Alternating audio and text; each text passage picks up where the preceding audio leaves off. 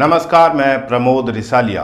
हरियाणा की राजनीति इन दिनों एक नई करवट ले रही है और इस करवट में सबसे बड़ा धक्का कांग्रेस को लगा है। वजह है इनेलो की रोहतक रैली।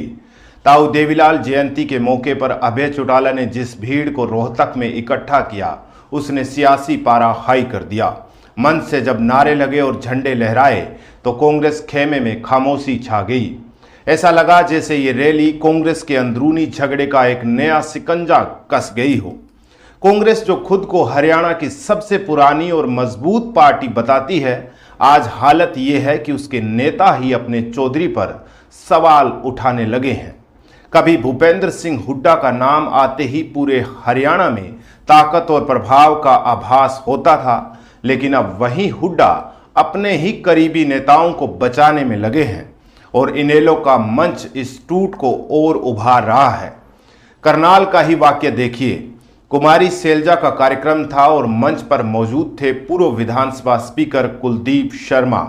वो कुलदीप जो कभी हुड्डा के बेहद भरोसेमंद माने जाते थे, लेकिन इस बार उन्होंने साफ कहा, मैं किसी नेता के साथ नहीं, पार्टी के साथ चलूंगा। राजनीति में यह बयान साधारण नहीं होता। इसका सीधा मतलब है हुड्डा से नाराजगी और सैलजा की तरफ झुकाव। अब जरा हिसार चलते हैं। कांग्रेस सांसद जयप्रकाश उर्फ जेपी ने कुलदीप के बयान पर तंज कसा और बोले, जिनकी लोकसभा में हालत खराब हुई, विधानसभा में निर्दलीय से चुनाव हार गए, वो हुड्डा पर उंगली उठाते हैं। ये अपने कर्मों पर हताश लोग हैं। सवाल उठता है कि कांग्रेस का ये तंज किस पर भारी पड़ा, कुलदीप पर या खुद कांग्रेस पर? क्योंकि जनता ये भी देख रही है कि पार्टी लगातार 3 चुनाव हार चुकी है और ये हार किसके नेतृत्व में हुई, ये किसी से छुपा नहीं है।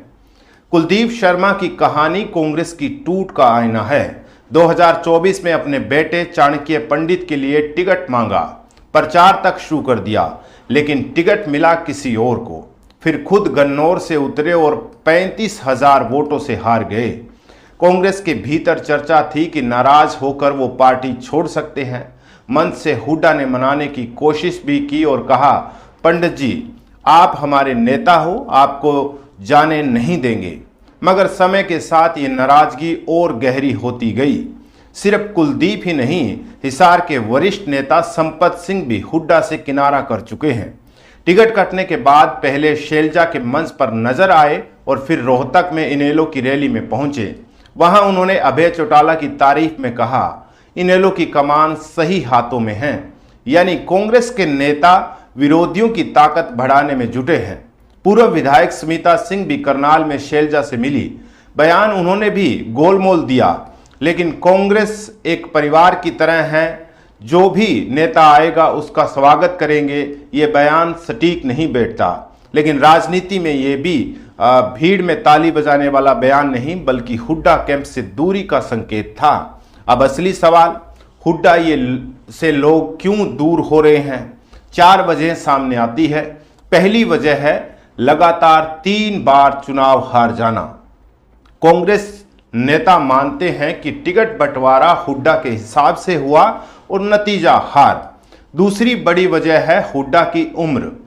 भूपेंद्र सिंह हुड्डा 79 साल के हो चुके हैं। अगला चुनाव आते आते 83 साल के होंगे। वहीं 62 साल की कुमारी सैलजा के पास वक्त भी है और राजनीतिक जमीन भी। तीसरी वजह है टिकट वितरण पर बगावत। 90 सीटों के लिए 2500 आवेदक मंगाए, लेकिन टिकट बंटवारे में पक्षपात के आरोप लगे। नतीजा, जो नेता टिकट से वंचित रहे वहीं बागी बनकर कांग्रेस को हराते रहे।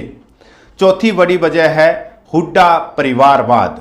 दीपेंद्र हुड्डा को आगे करने से कांग्रेस पर एक परिवार की पार्टी का ठप्पा और गहरा गया।